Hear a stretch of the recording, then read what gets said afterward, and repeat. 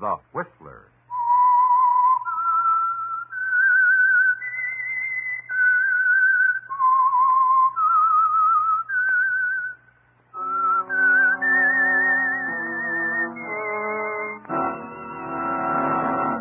I am the Whistler, and I know many things, for I walk by night.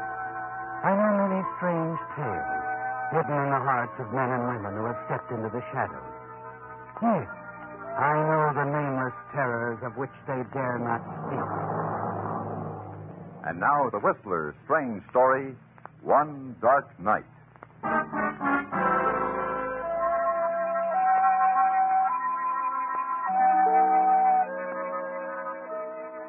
Though it was only 8 o'clock in the evening, it was quite dark, and the houses along the tree-lined suburban streets were quiet. In one house, a light could be seen burning brightly through the front windows of the house on the corner, its illuminating rays reaching out across the front lawn to form finger-like shafts of light and shadow. And inside, Frank Jason paced the living room floor, moving with the nervous steps and motions of a sensitive animal contemplating danger. Frank Jason stopped his pacing on occasion and stared down at a large, dark stain in the center of the living room carpet. Don't you, Frank? Stand taut for a long moment, your mind racing. And then you hurry to the front door. Hello, Frank. Not disturbing you, am I? No, Doris, of course not. Come in. You seem nervous. Not worried about a next-door neighbor dropping in, are you? No. I saw your light on. I thought I'd drop in. Your ever-loving wife and I had a date to go shopping in the morning, but... I'm glad you stopped by, Doris. I was about to phone you. Oh? Frank, what's the matter? Something wrong? It's about Cora. Do you have any idea where she could be? She's not home? No. I haven't seen her since this morning when I left for the office. You haven't? That's strange. What do you suppose... Did you see her today? Around 10 this morning. We had a cup of coffee. That's when we planned to go shopping tomorrow. I came by to tell her I couldn't make it. I'm worried, Doris. Worried sick. I've called everywhere. Wait a minute. Could she have gone to see her sister? I thought of it first thing. She does that often. Takes off without telling me. But she usually calls me when she gets there. And she hasn't? No. Did you call her sister's place? Yes. No answer. They've probably gone out. She could have tried to reach you when you weren't here. I haven't left the house since I got back from the office. Oh, I'm sure Cora's all right. She just forgot to call. You know how she is. Yes, that could be it, I suppose. I'll be up for a while. Let me know if you hear from her. Yeah, sure. And don't worry. I'm sure Cora's all right. Good night, Frank. Good night.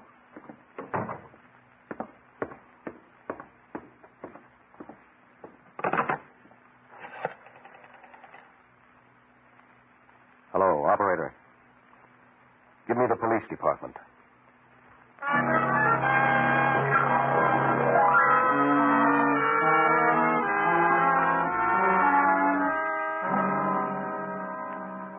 You say, Mr. Jason, you last saw your wife this morning when you left for the office? Yes, that's right, Lieutenant. But you didn't mention her plans for the day or the evening. No? What time did you get back from the office? Around 3:30 or so, a bit earlier than usual. Oh? Any reason for that, Mr. Jason? Well, yes. I thought it'd be nice if Cora and I drove out to the beach house for the weekend. Beach house? We have a little place at Shelton's Cove. Use it for summer vacation. Weekend. Yeah, I see. So you got here around 3:30. And there was no note, message of any kind? No. Well, it's still early, only 8:30. You'll probably hear from her. It's not like her, Lieutenant. Not like her at all. Oh, she's left without telling you where she's going before. Yes, but she usually calls later. This time she hasn't called. I waited until 7:30 and then phoned her sister in Santa Barbara. There was no answer. I finally got through to her just before you got here, Lieutenant. And? Cora hadn't been there, and her sister hadn't heard from her. Something's happened to her, something dreadful. I know it. I'll take it easy, Mr. Jason. There's no need to get excited. No need. Here, let me show you something, Lieutenant. Over here. Well? That small scatter rug on the carpet. Lift it up.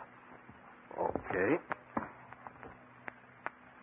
Well, what's this? That stain wasn't there this morning, Lieutenant. Neither was the scatter rug. Somebody put it there to hide the stain in the carpet. Oh. It's till then. I happened to notice it shortly before I called you.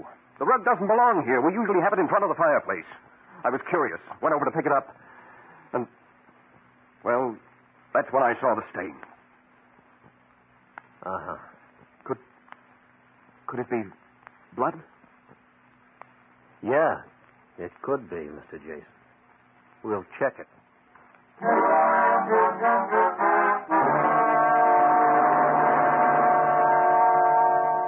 A kaleidoscope of thoughts and reactions go crisscrossing through your mind now, don't they, Frank? As you wait with the lieutenant for his men from the police lab to arrive. Go about their intricate, methodical check work. You watch them for a while and then wander out to the kitchen. Discover that your hand is trembling as you light a cigarette. You're not thinking of the men in the living room, are you, Frank? Not at this moment, as you stare out the window in the darkness of the garden in back. And then your thoughts are interrupted by the appearance of the lieutenant at your side. Mr. Jason, Yes. I have the report. Is it? Yeah. Blood. Oh, I was afraid of that. This description of your wife, Mr. Jason. Dark hair, 38 years old, 5'4", weight approximately 118 pounds. Yes? Yeah. I'd like to have you come down to headquarters with me. Down to the morgue. The morgue? The body of a woman answering this general description was found in the bay several hours ago. You mean you think it might be? Yeah. And then again, it might not be. Well, Mr. Jason, do you feel up to it? Yes. Yes, of course.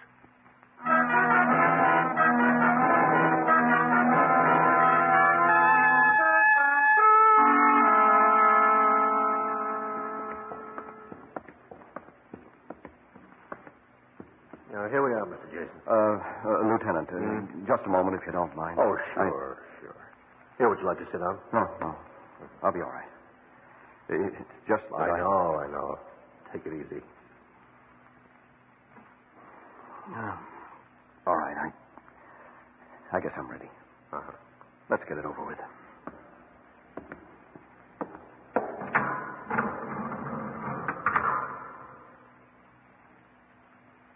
Well, Mr. Jason? No. That's not Cora. Thank heavens it's not Cora.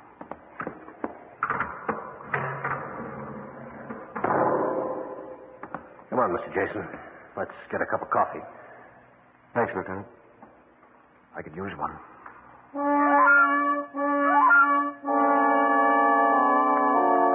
It all feels unreal to you, doesn't it, Frank? Your conversation with the police lieutenant, his lab man working in your living room, the visit to the morgue. All things that you read about in the papers but never quite pictured as happening to you. Yes, Frank. It's all like a dream, a haze of unfamiliar activity, of questions and answers and nervousness and cigarettes and cups of coffee held in a shaking hand. And then finally, with the lieutenant driving you home, your nerves begin to settle back into place. Reality returns almost simultaneously with the sound of the police car's front tire touching the curb in front of your own home. Home. Thanks, Lieutenant. You've been very kind. Not at all. You'll let me know if you hear Oh, anything. sure. Try and get a good night's rest, Mr. Jason. Yes. Good night.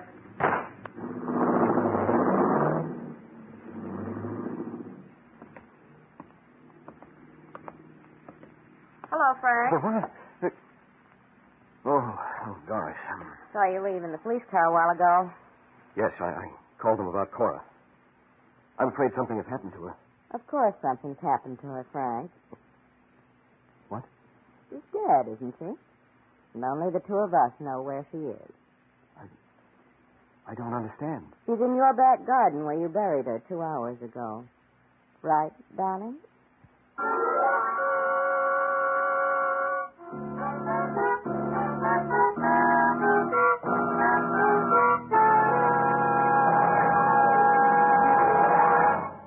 All of us are proud of our hometowns, and rightly so. In this brief moment before we continue with our program, we'd like to offer a salute to one of our hometowns in America, Boston, Massachusetts. No city in the United States is richer in historical associations than Boston, the 10th largest city of our country. The Declaration of Independence was proclaimed from the balcony of the old State House. Paul Revere saw the lantern shine from the Old North Church before his famous ride that opened the Revolutionary War. The great New England poets had their homes here. Ralph Waldo Emerson, Henry Wadsworth Longfellow, Julia Ward Howe, John Greenleaf Whittier, and writers like Nathaniel Hawthorne, Oliver Wendell Holmes, and Edgar Allan Poe. Today, Boston is the largest market of the shoe and leather industries in the world. It's also the largest wool market and the greatest fishing port in the United States. And they have the Boston Red Sox. It's the home of the Mother Church of Christian Science, and people all over the world know about Boston products. They buy $3 billion worth of them every year. It's no wonder that the people who call Boston their hometown are proud of their two nicknames. They call Boston the hub of the universe and the cradle of liberty. Thus has Boston taken its place in the building of America. And now back to The Whistler.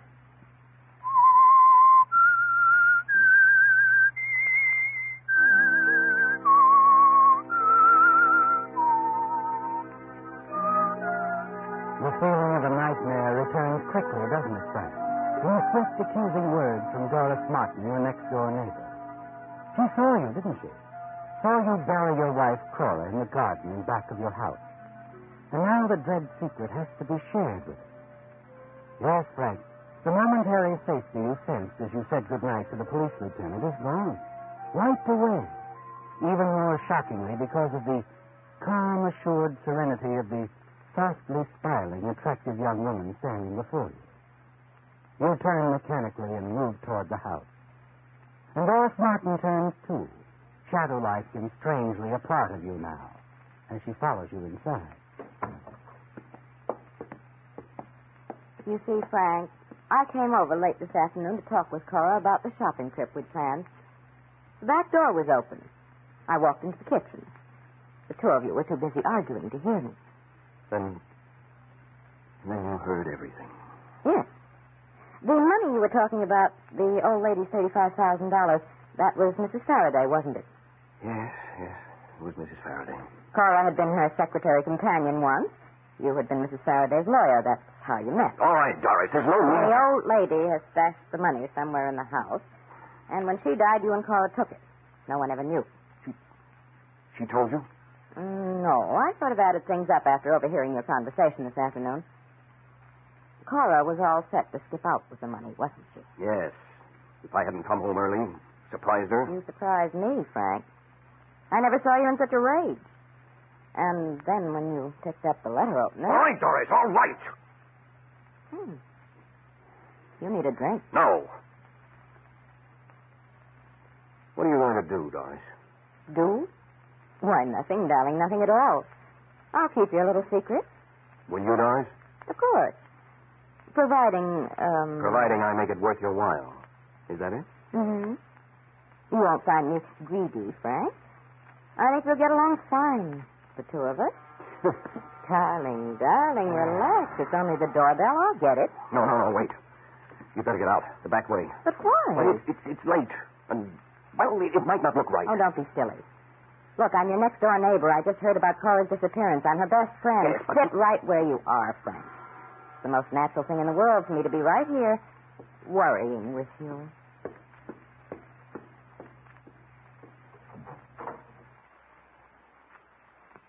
Oh, hello. Well, evening. Oh, say.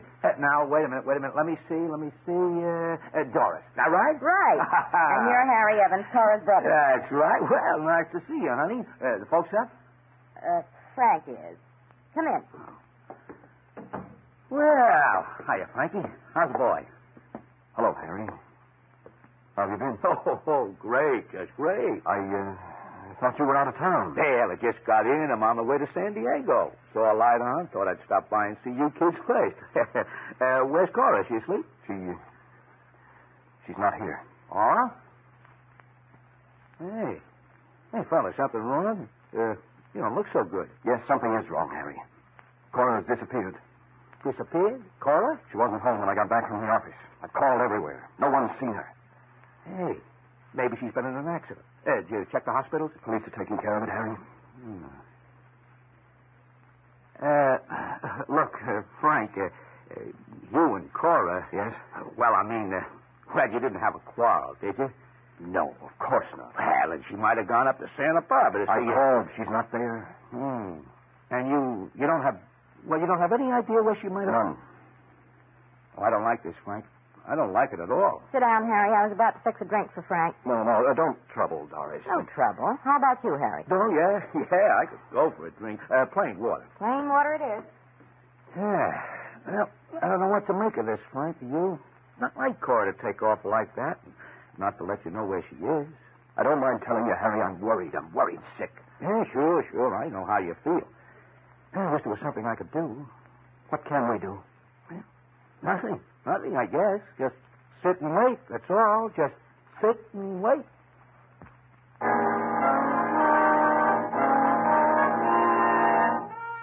Harry's sudden appearance at the house is something to wonder and worry about, isn't it, Frank? Yes. You haven't seen or heard from him in weeks. And yet tonight of all nights, here he is, sitting in the easy chair across from you, eyeing you curiously. Not saying much now, sipping his drink slowly, a strange expression on his face. And your fears mount and your mind becomes more and more uneasy and restless as the minutes go by.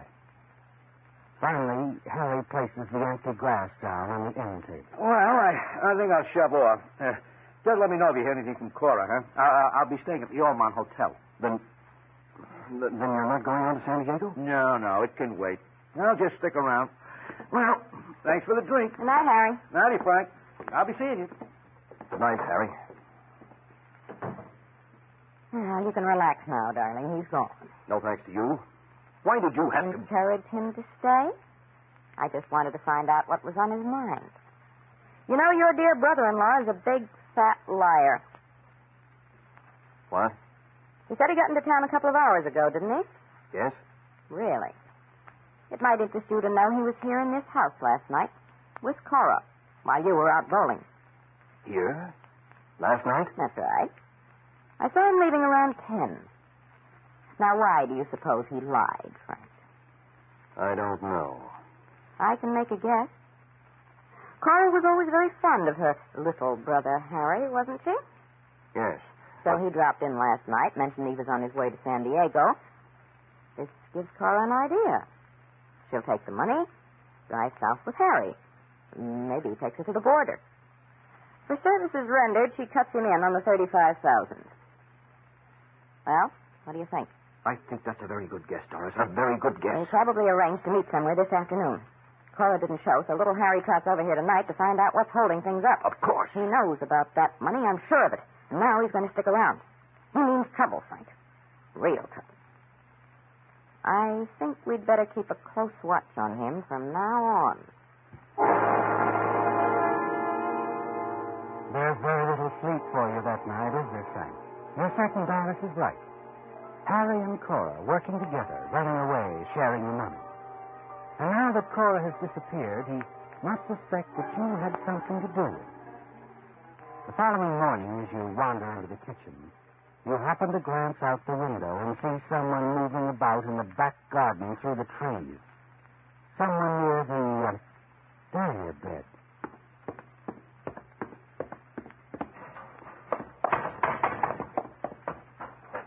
Yeah, morning, Frank. Oh, Harry. Yeah. You? Just dropped by to see if you'd heard anything from Cora. No. Not a word. Yeah. Well, I saw your bedroom curtains were drawn. I didn't want to disturb you. You wouldn't have. Rough night, huh? Well, I get my sleep myself, wondering about Cora. You know, where she could have gone to and why. Oh, cigarette, Frank? Thanks, no. Haven't had breakfast. I think I'll go back to the house. You coming? Yeah. Hey, you know, you fixed up your garden nice, Frank. Real nice. Well, I don't have too much time to work on it. Weekends, mostly. Well, still, you've done a nice job. I see you've changed the dahlia beds. Ground been turned over. Yes. Cora's idea. She likes dahlias. Uh-huh. Say, isn't that your... Yeah, the phone. Yes. Yeah, that might be the police. I hope there's some news.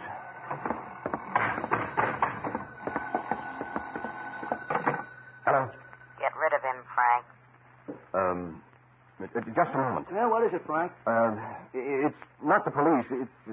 It's my office. I have to go in. Oh. Well, I'll be shoving off. I have some business to take care of downtown.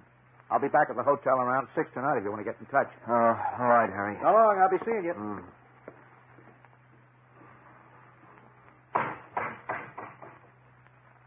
Doris, I'll be over. What did he want? I said I'll be over.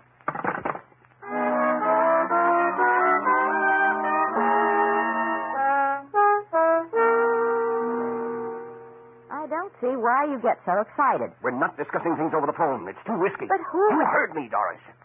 All right. So what did Harry want? He was asking about Cora. He noticed the flower bed I turned over. I think he suspects. Oh, don't be ridiculous. How could he? I don't know, but he suspects, I tell you.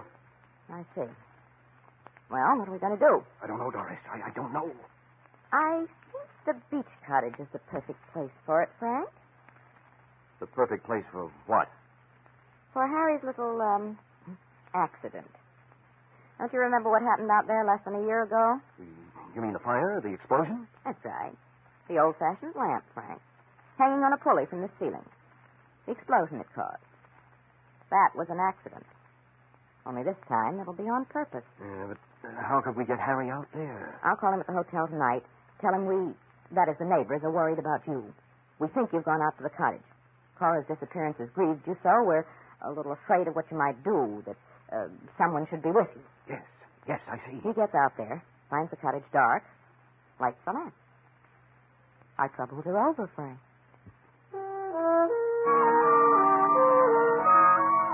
With the coming of night, you're strangely calm, aren't you, Frank? Sharing Dora's confidence that the plan will work. Yes, because it must work. You find that your car has a low tire, so you borrow Doris's car and drive out to the beach and park a short distance from the cottage. Go the rest of the way on foot. It doesn't take you long for what you have to do. Set the booby trap for Harry. And a few minutes later, you put in a call to Doris. Yes, Frank. I talked to our friend at the hotel. He'll be leaving for the cottage in another quarter of an hour. Good. It's all set for him. I'm heading back to town now. Oh, Frank. Yes? After you get back and put my car away, will you call me? Sure, Doris. I'll call him.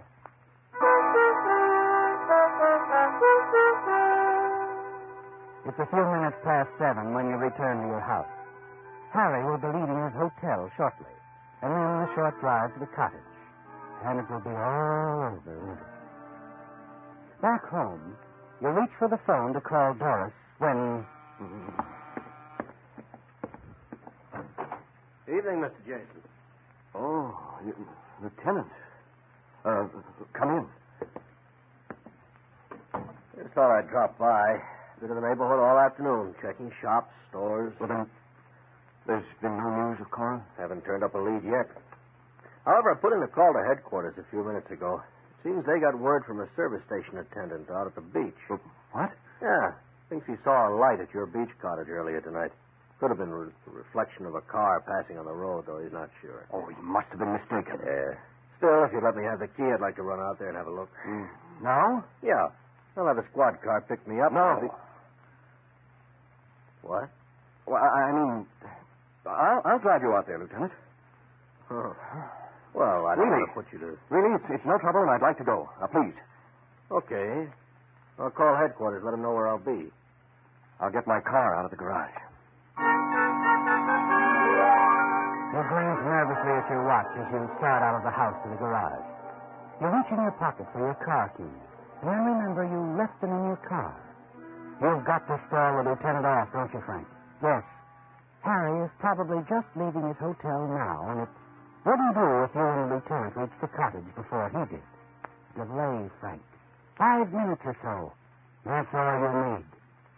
You reach your car, bend down, and unscrew the tire valve on the low tire. A few minutes later, the lieutenant joins you. Something wrong, Mr. Jason? Oh, I'm afraid so. Flat tire. Uh-oh. Maybe I had better call a squad car. No, don't bother. It won't take us 5 minutes to change the tire. And then we'll drive out to the cottage. Okay. I guess a few minutes, one way or another, won't make much difference.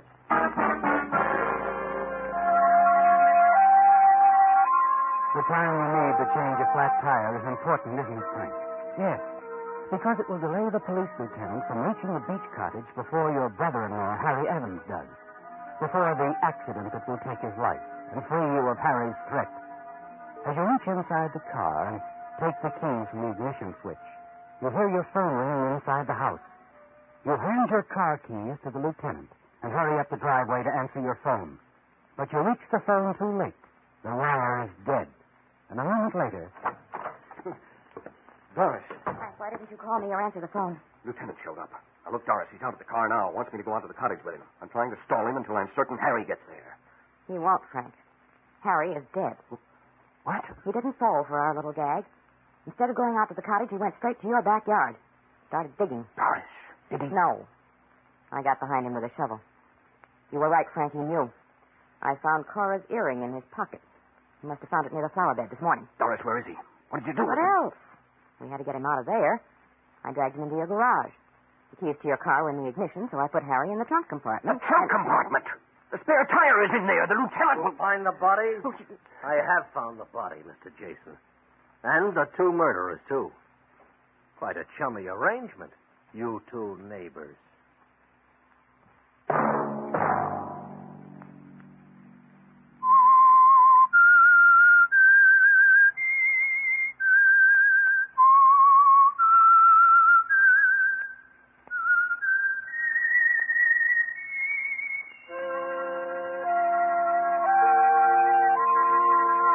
Featured in tonight's story were Bill Foreman as the Whistler, Les Tremaine, Alice Reinhart, Lawrence Dobkin, and Eddie Marr.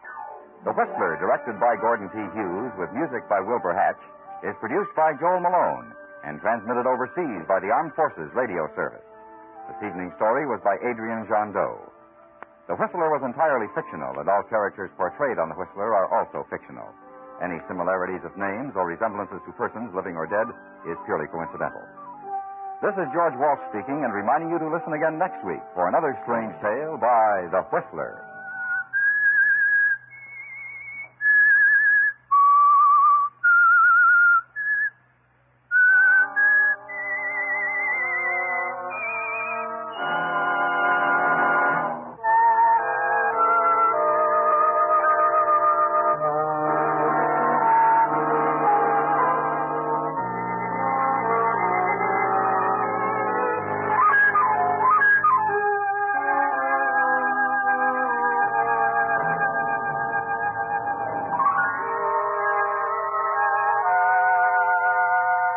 The Whistler, whose strange story you have just heard, will be back next week with another tale from his never-ending file. This is the United States Armed Forces Radio and Television Service.